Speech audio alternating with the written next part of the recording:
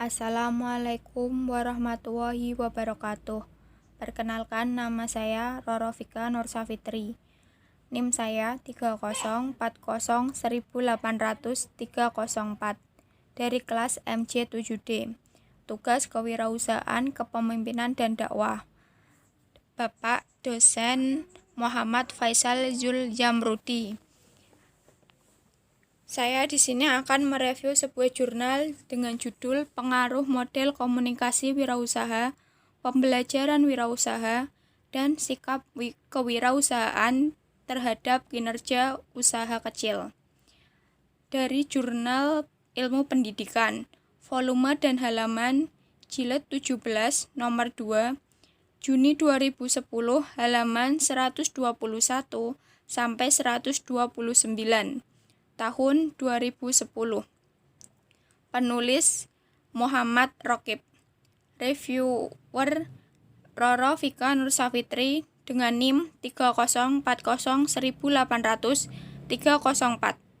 Tanggal 22 Oktober 2020. Penelitian ini adalah untuk menjelaskan pengaruh model komunikasi wirausaha, pembelajaran wirausaha, dan sikap kewirausahaan terhadap kinerja usaha kecil mebel kayu di Kota Parepare. Untuk subjek penelitian ini mengambil sampel sebanyak 140 pemilik usaha kecil mebel kayu di Kota Parepare. Metode penelitian menggunakan penelitian kuantitatif dengan rancangan penelitian survei yang menggunakan pendekatan cross-sectional survei. Teknik pengumpulan data dilakukan dengan menggunakan teknik angket, observasi, wawancara, dokumentasi. Teknik analisis data yang digunakan adalah structural equation modeling atau SEM.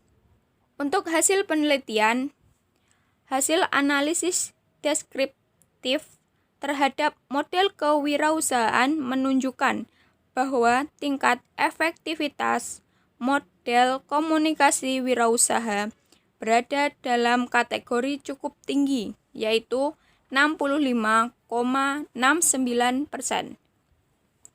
Hasil penelitian ini sejalan dengan pandangan DeVito 1989 yang menyatakan bahwa komunikasi yang efektif dapat dilihat dari keterbukaan, empati, kepositifan, dan kesamaan.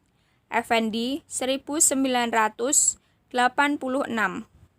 mengemukakan bahwa seorang komunikator atau wirausaha dalam melakukan komunikasi yang efektif didorong dua faktor penting. Yang ketiga, hasil analisis menunjukkan bahwa sikap kewirausahaan berada pada kategori cukup tinggi, yaitu 68,12%. Ini berarti sikap kewirausahaan para pemilik usaha kecil secara keseluruhan belum optimal.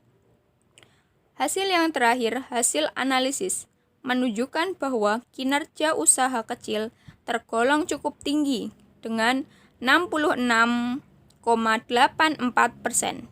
Hal ini dapat dilihat dari setiap indikator, yaitu jumlah jenis produk yang diproduksi berada pada kategori cukup tinggi, yaitu 57,29%. Tingkat keuntungan sebagai indikator kinerja usaha kecil berada pada kategori cukup tinggi, yaitu 69,14%. Luas pasar berada pada kategori tinggi, 63,67%. Tingkat kepuasan wirausaha berada pada kategori cukup tinggi dengan 68,37%. Penyerapan tenaga kerja berada pada kategori cukup tinggi dengan 62,93%. dan tanggung jawab sosial usaha kecil berada pada kategori cukup tinggi dengan 71,33%. Hasil penelitian ini sejalan dengan pandangan Hardiansyah 2008 yang menyatakan bahwa suatu perusahaan seharusnya tidak hanya mengeruk keuntungan sebanyak mungkin, tetapi juga mempunyai etika dalam bertindak, menggunakan sumber daya manusia dan lingkungan guna turut mewujudkan pembangunan. Untuk selanjutnya, review mengenai kekuatan penelitian. Dasar teorinya tepat. Hasil signifikan menggunakan banyak metode analisis. Review mengenai kelemahan penelitian. 1. Tidak ada gambaran hipotesisnya. Bab pendahuluan atau latar belakang. Latar belakang harus lebih banyak kutipan referensi. Bukan seolah terlihat semua adalah opini. Terlalu banyak alat analisisnya yang dibahas, padahal satu pun bisa. Sehingga akan terkesan sedikit tapi banyak, bukan malah sebaliknya. Bab penutup, terlalu banyak merangkum teori. Kesimpulan hasil review, masih kurang layak seolah terlihat merangkum teori saja. Latar belakang terlalu panjang, hasil signifikan. Terima kasih. Sekian presentasi hasil review jurnal saya. Apabila ada kata yang salah, mohon dimaafkan. Wassalamualaikum warahmatullahi wabarakatuh.